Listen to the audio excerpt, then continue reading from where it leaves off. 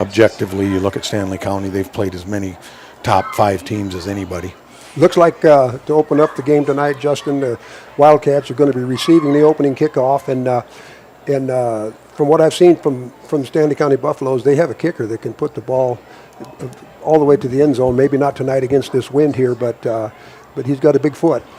And I'm looking for this game to be decided in the line. They have good size, good quickness, but I think we've got more experience when it comes to the line. And we'll have to see how that plays out later in the game. But we're about ready to get underway. 7:05 here in Kimball on a beautiful night for football. Sun's down, and we're underway.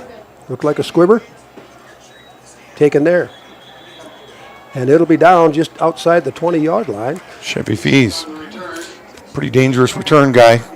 He scooped down to pick it up, and he slipped and put a knee down, so that's where we'll take over 1st and 10 from the 21 or 22-yard line. We'll see what the Wildcats want to do. I know if it's like it used to be, Justin, coaches have the first 3 or 4 plays scripted before the game. They go out there, and they know exactly what they're going to do. And when I was watching this Stanley County team, they'll run some no huddle when they get the ball. They'll make it hard on the defense because they won't give you a chance. I'm guessing they're going to roll up into a 5-man front here, Wayne. Yes. They do. They show 3 and roll up into a 5-man front. They know the Wildcats are going to run the ball. Yep. And pretty good defense there. Those good athletic juniors and seniors. Whitmire's there making a good play. Gain of about 3 on that play, Justin. It'll bring up 2nd down and 7. Nose with the football right there at the 25-yard line. The Wildcats have it's basically a side wind most of the game here today, but they do have a little bit of a tailwind here at this point if that makes a difference in their passing game. But like you say, I'm thinking they want to establish the run. It would be surprising if they didn't. Good little counter. Good defense there by the Buffs. Got in there. He had some room to run if he would have got through that tackle. He did. I think Case Colda in on that play there. 5'9", 185-pound senior, and he plays hard. Watched him a little bit on film, and he's in there making a lot of plays and is a great run stopper. Basically no gain. We're 3rd down now.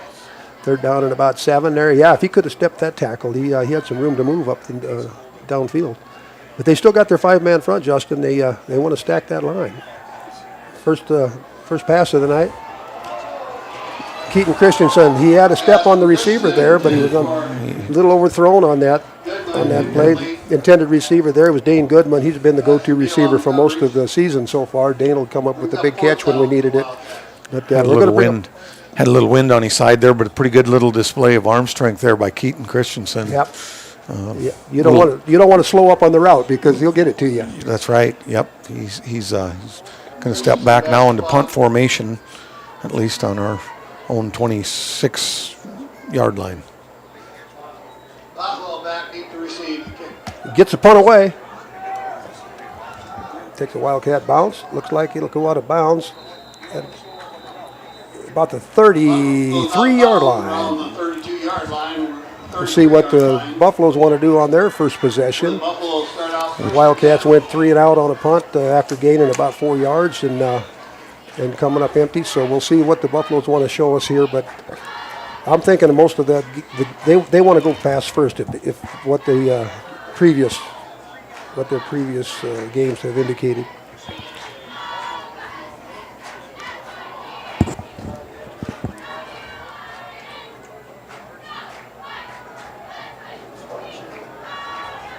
Got a little room to run. The ball's loose. Yep. They're claiming he's down, I believe. Got a nice gain. Bain was a pretty shifty runner. You and I talked about him, Wayne. He gets in the open field. He's an ankle breaker. Here's that no huddle I was talking about, Justin. They're right back at the ball again. They're not going to give you any chance to get reset. Like I say, they probably had plays scripted before the game started, but they had a nice run on first down there. Picked up about 6 yards. It'll be 2nd down and 4. There's a Bame doing a good job changing directions. Kiner Kirsch hooked him, and Joseph Skuzak there to clean up. No gain on the play. Yeah, they had him cornered there. It looked to me like he might have had some room around the edges, but the defensive end did their containment and turned him back in and basically blew the play up there with no gain. 3rd down. Third down Football's here. right at the 40-yard line. Wildcats playing a three-man front here. They got that one free safety in the back. They kind of know that that there's a chance they want to go over the top. 2 left, 1 wide to the right. We'll come back. There's that shifty runner we were talking about, Justin. Sure is. Chevy Fees knocks the ball loose. That's going to be a touchback. It is. He was not down. There it is, indicated by the official that it was a touchback. That was a nice tackle by Chevy Fees. Boy, it was. He raked the ball loose, and what was going to be a big play turned into a turnover. Wait, the guys that never give up get that little opportunity sometimes, Wayne, that can totally change the game. Absolutely. Yeah, they were going to threaten to score, and all of a sudden now their defense is back on the field. What a big play on defense by Chevy Fees. But that indicated there that they do have moves and speed in the open field. If they get in the open field, you better be ready to react to it. We knew that coming into tonight that he'd be dangerous when he got in the open field, and Wildcats pretty fortunate to play to the whistle and come up with a break there and change the momentum of this here early in the first. Right at the 20-yard line, touchback gives the Wildcats the ball, 1st and 10 for their second possession of the game. 9 minutes, just under 9 here in quarter number 1, just underway on a pretty nice night for football. Got through first layer of defense. Tell you what, Stanley County's doing a good job playing run defense right now. They've got experience, in that line. A couple young guys, but experience mixed in there into their secondary as well.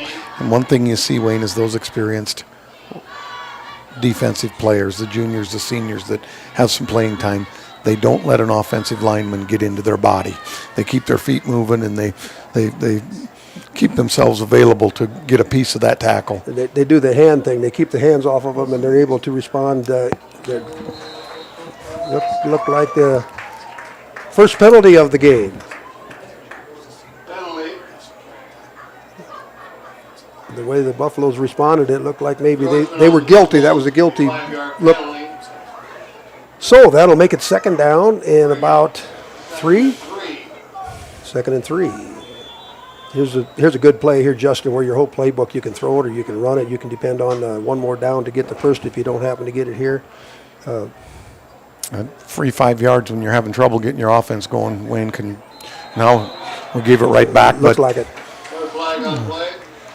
Movement on the right side of the of the Wildcats line there, and I think that there's going to be some back and forth from both sides there. I watched Stanley County doing the same thing in one of their other games. That they will work on the hard count. They do have that unusual 5-man front. We don't often see that. It makes it kind of difficult for the linemen to match up on the blocks. Yeah, they got that linebacker Wildcat set up in the eye. Pass, all right. Got room to run. Might should have stepped out of bounds on that one. But right at the 1st down marker. I think looks as though he might have made it, Wayne. Right at it. Yeah, it should be because we took the ball at the 20, so if we're at the 30, there's our 10 yards. Yeah, he saw that room in front of him, pulled it down, and he might have had a receiver downfield too. However, we'll take a 1st down any way we can get it. Pretty crafty there to convert there on a 1st down. Yep. So, Wildcats. Talking about experience, you see Keaton becoming more experienced every game here and getting more comfortable in that position. First down of the game for either team. The Wildcats have the ball at the 30-yard line, 1st and 10. 7 minutes remain in quarter number 1. Wow. It was almost like he was in the huddle there. Carter Konieczny, they met him at the line. No gain. Good solid solo, one-on-one tackle there. Those linemen are holding on, aren't they? Really good defense there. Tegan Bretag, a 6'4", 210-pound senior, bringing the wood there. So, 2nd and, well, I guess maybe they did give him a short yard.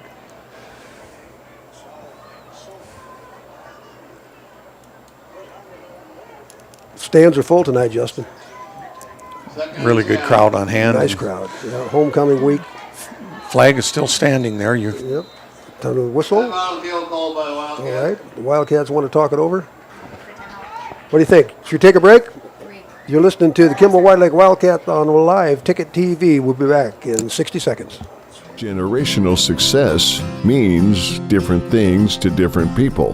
But to us, it means seeing my daughter follow in my footsteps, keeping the farm in the family, just getting to do this every day. We're Agtegra Cooperative, and we're generationally successful. That's who we are. Agtegra Cooperative.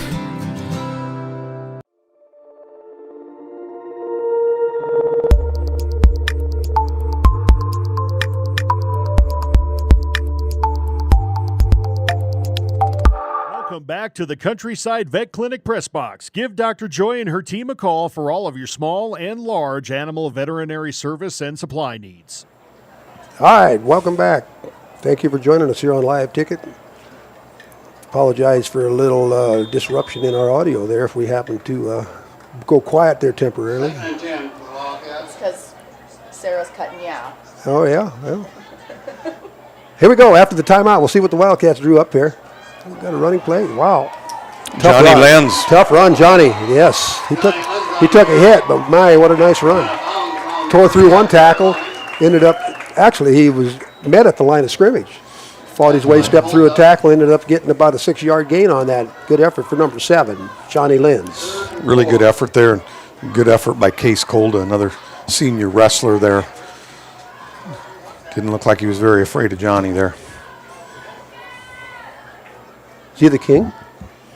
Johnny Lenz, your homecoming king. Oh, yeah.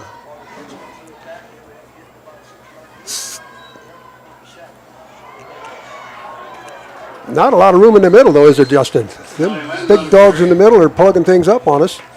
However, we do come up with a little gain. A couple more. 4th down.